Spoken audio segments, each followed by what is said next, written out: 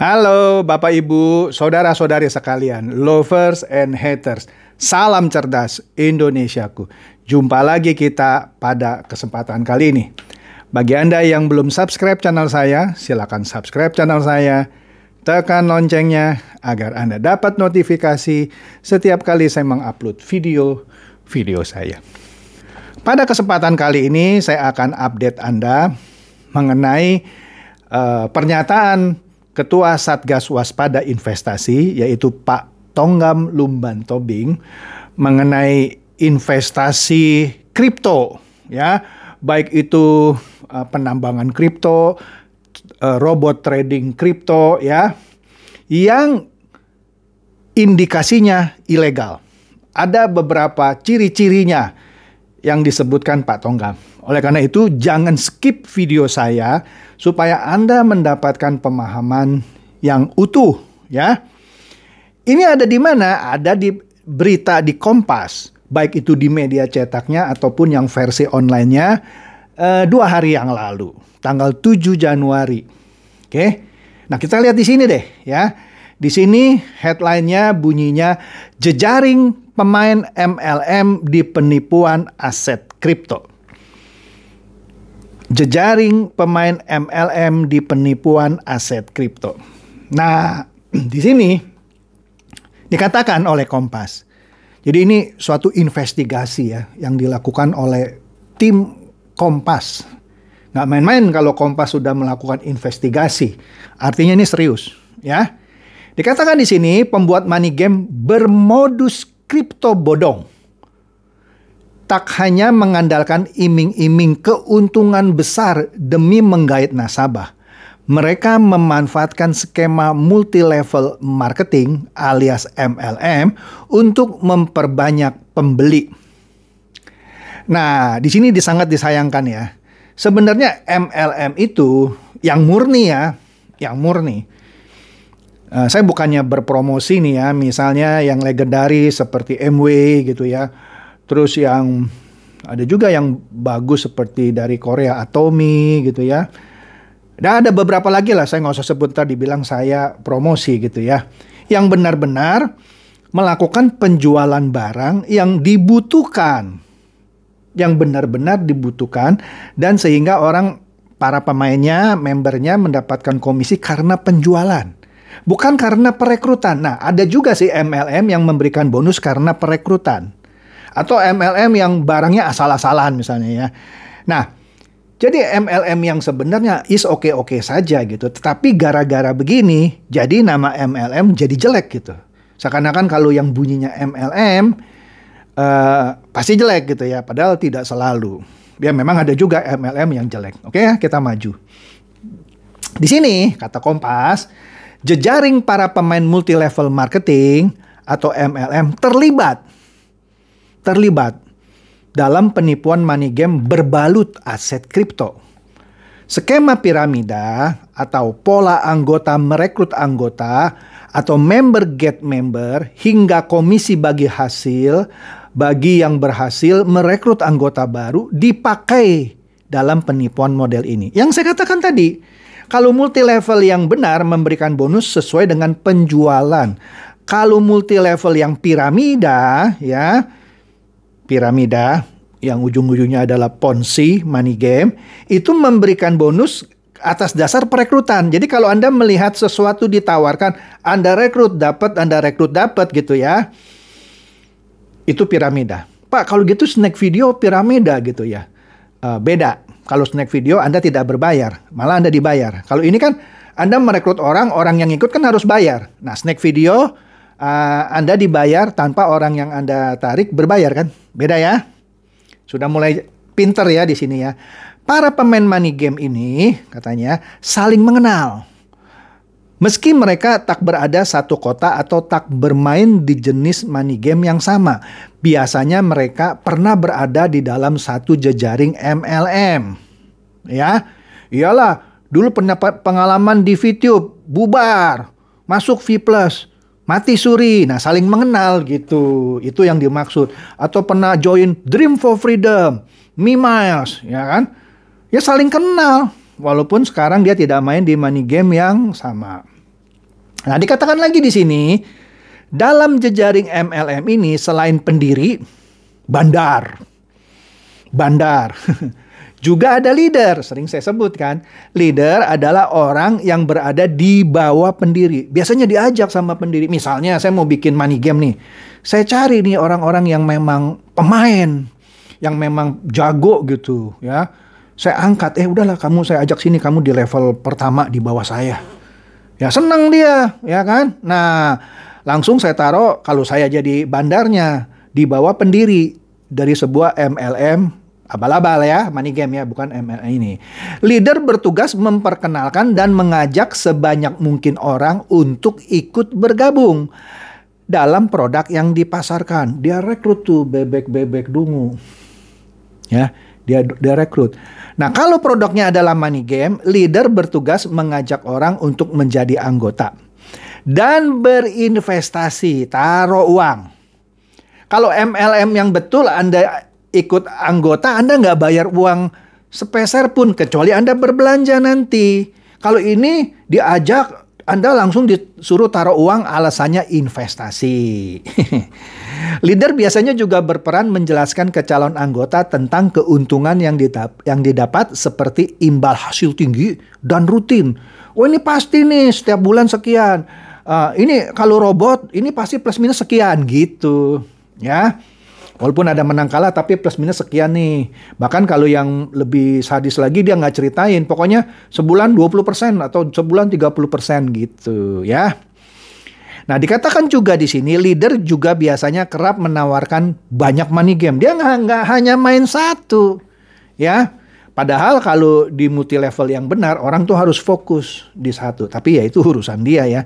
Jadi dia banyak menawarkan banyak money game. Dia bisa main beberapa, bisa main 3, 4, 5. Oke? Jika ada money game yang telah macet, ya, mau scam gitu ya, tak bisa lagi memberi cuan atau profit ke anggotanya, bahkan telah merugikan para anggotanya, leader akan berpindah ke money game lain. Dia nggak peduli.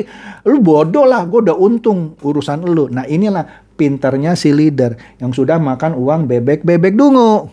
Ya, dia pindah ke money game lain. Mereka nggak segan-segan menawari anggota money game yang tadi yang sudah mau tekor gitu, yang bahkan yang sudah scam, masuk ke money game lainnya, nggak ada malunya gitu. Ya. Kan sering lah kalau Anda yang tahu ini udah ngerti lah ya. Contoh lah kasus video V+ gitu ya. Oke. Kemudian kamuflasenya apa? Di sini dikatakan dari pengakuan para pemain MLM dan money game kepada tim investigasi harian Kompas, ya, dia mengkonfirmasi soal keterlibatan jejaring MLM dalam penipuan money game berbalut investasi aset kripto. Ya, ini contoh lah pendiri Inacoin ya, dan juga sejumlah MLM. Dalam hal ini Iwan Kurniawan yang sudah saya bahas kemarin, ya, mengakui bahwa MLM dipakai untuk money game. MLM itu ada dua istilah, MLM murni sama money game. MLM murni yang saya bilang jual produk, memberikan bonus sesuai penjualan dan barangnya bermanfaat. Kalau money game barangnya nggak ada, cuman rekrut dapat bonus gitu ya. Nah, banyak money game mengataskan nama atau menamakan dirinya MLM gitu, padahal money game, kata Iwan ya. Nah, kemudian ada juga pemain money game asal Bandung namanya Indra Kusuma. Dia menjelaskan bahwa banyak proyek money game yang menyebar melalui komunitas MLM karena komunitas ini sudah terbiasa menjalankan ini, hobi gitu. Bahkan ada juga dia sudah tahu ini money game, ya udahlah masuklah siapa tahu kita menang gitu, kayak berjudi gitu ya. Nah, Indra pun mengaku mengenal sejumlah nama yang terbukti menjadi kreator money game. Nah, ini ada nama ya yang sekarang ini lagi aktif lagi lah, Anda cari tahu lah siapa dia. Tadi disebut namanya Fili Muntakin. Ya, yang pernah divonis 4 tahun dalam kasus proyek investasi bodong Dream for Freedom. Hingga Anwar Muhammad Hasan dengan proyek WX Coin yang tidak asing di telinga Indra. Bahkan saat Fili di penjara katanya karena perkara investasi bodong, Indra sempat menengoknya. Oke. Nah, kemudian kita masuk nih skema piramida. Indra mengaku sejak dulu sudah terlibat dalam jejaring MLM berbagai produk. Ya, setelah mengikuti banyak money game yang ada di pasaran gitu ya, Indra jadi tahu gitu kapan dia harus masuk, kapan dia harus berhenti. Dia petualang ini, ya, diajak orang, ya, dia untung duluan. Hati-hati ya. Ini sudah pengakuan nih dari orang yang namanya Indra. Jadi dia tahu kapan berhenti sebelum scam. Nah, benar aja dia bilang di proyek money game yang berkedok MLM dia mampu meraup keuntungan besar. Tapi jangan ditiru ya. Ini pemain ini ya. Dia tahu nih, gue masuk sekarang ntar sekitar sebulan gue cabut. Yang penting gue udah dapet duit. Dia sudah makan uang bebek-bebek dungu di bawahnya. Dimakan nih sama leadernya. Terus dia kabur lah. Wah, gue nggak tahu itu perusahaannya scam. Ya, padahal dia sudah makan nih uang bebek dungu di bawahnya. Kemudian Indra juga menuturkan pengalamannya melalui skema binary. Kan MLM ada yang skema binary, ada skema matahari, ada trinary, banyak lah. Ya. Nah, Indra berhasil membentuk 33 titik jaringan. Ya, dia juga memegang penuh kendali jaringan yang dia buat tersebut. Termasuk memberi instruksi kapan harus menghentikan proses transfer ke perusahaan. Jadi dia atur nih timnya. Hati-hati nih, hati-hati. Sudah mau scam nih, udah mau scam. Cabut. Berhenti gitu. Saya lihat kayaknya harus berhenti gitu ya. Dalam contoh ini gitu ya. Benar katanya. Satu setengah bulan saya bilang ke pasukan berhenti semua. Yang lain sih masing transfer katanya. Kemudian hancur. Berhenti katanya. Nah, kemudian Kompas memberikan ilustrasi yang menurut saya bagus ya. Kita lihat di sini ilustrasinya. Yang pertama katanya. Ini ciri-ciri penipuan-penipuan yang seperti ini.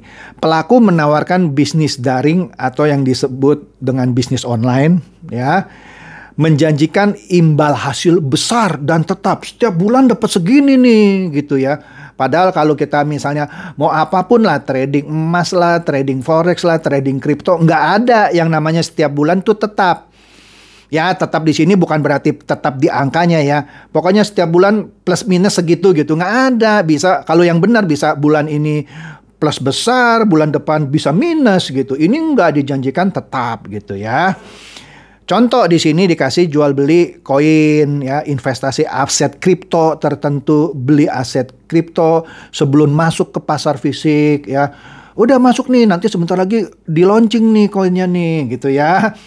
Memodali perdagangan aset kripto, robot perdagangan kripto. Kan sekarang sudah mulai tuh ya, orang-orang beralih ke robot trading kripto. Hati-hati nih, apalagi kalau dijanjikan imbal hasil besar. Dan tetap Anda boleh tanya ahli-ahli trading kripto yang benar-benar ahli ya. Lu kalau trading kripto setiap bulan gimana? Iya, bisa untung, bisa rugi. Wah, ini gue bisa untung terus pakai robot gitu ya. Diketawain Anda. Percaya saya dah ya. Tapi kalau Anda saya bilang begini masih nggak percaya, enggak nih udah ada bukti untung, ya udah Anda jalanin aja. Di sini kan sudah dibilangi ciri-cirinya, masih nggak percaya. Ini yang ngomong sebuah media besar ya, Kompas. Anda boleh nggak percaya saya, tapi kalau Anda masih nggak percaya sama media yang mempertaruhkan nama baiknya yaitu Kompas, saya pun mempertaruhkan nama baik saya sebenarnya ketika saya mereview apapun. Tapi kalau Anda masih kurang percaya sama saya, Anda mau sok lebih pintar dari investigasi Kompas, berarti Anda paling pintar di dunia. Oke? Kemudian kedua, pelaku meminta anggota lama merekrut anggota baru agar yang terlibat bisnis makin banyak. Ya, terdapat insentif biasanya berupa komisi bagi perekrutan tadi.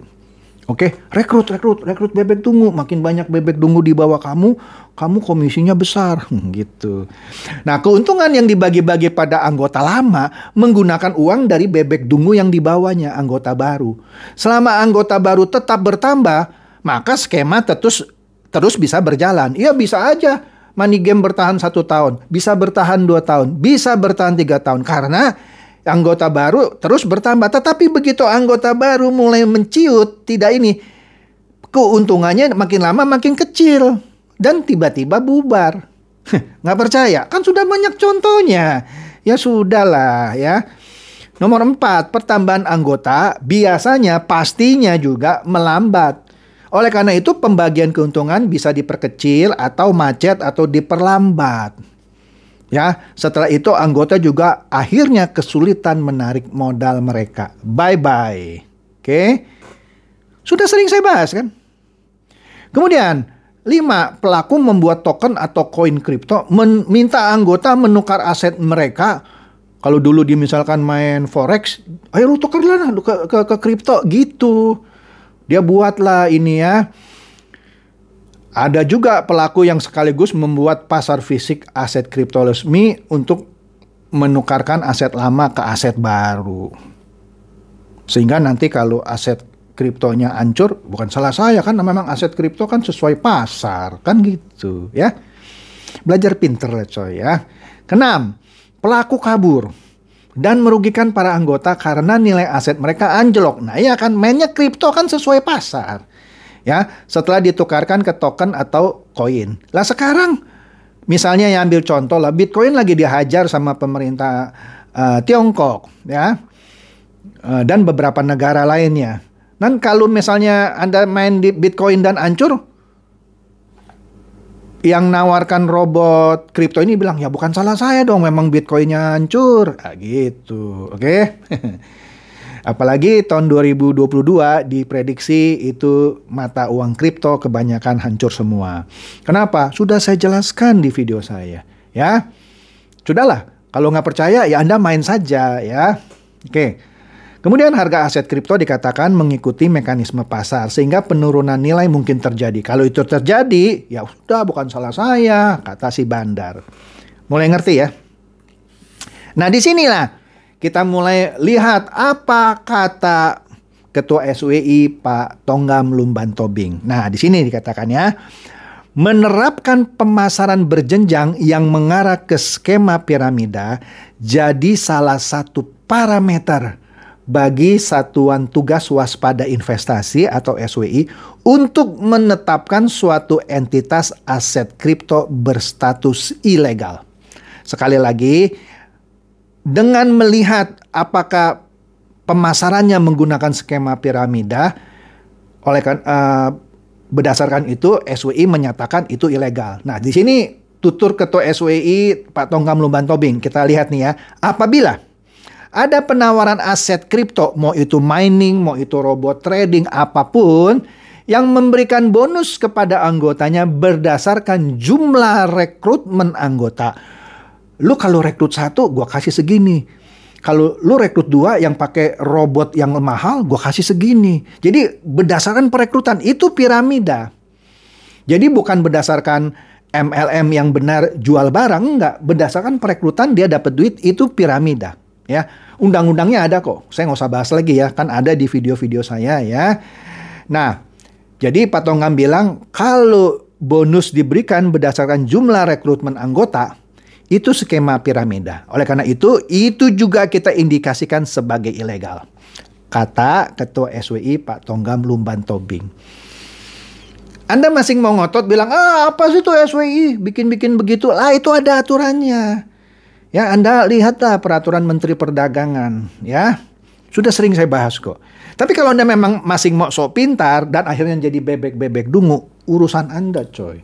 Ya, ini sudah bagus Kompas ya sebagai media nasional masih mau menginvestigasi hal ini dan memberikan pernyataan resminya. Tapi kalau Anda masih bandel gitu ya, masih mau jadi bebek dungu, itu pilihan Anda coy. Hidupkan pilihan. Oke.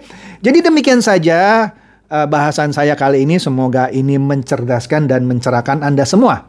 Silakan share video saya ini kepada teman-teman, sahabat, atau kerabat supaya mereka juga boleh tercerahkan. Seperti biasa, terima kasih.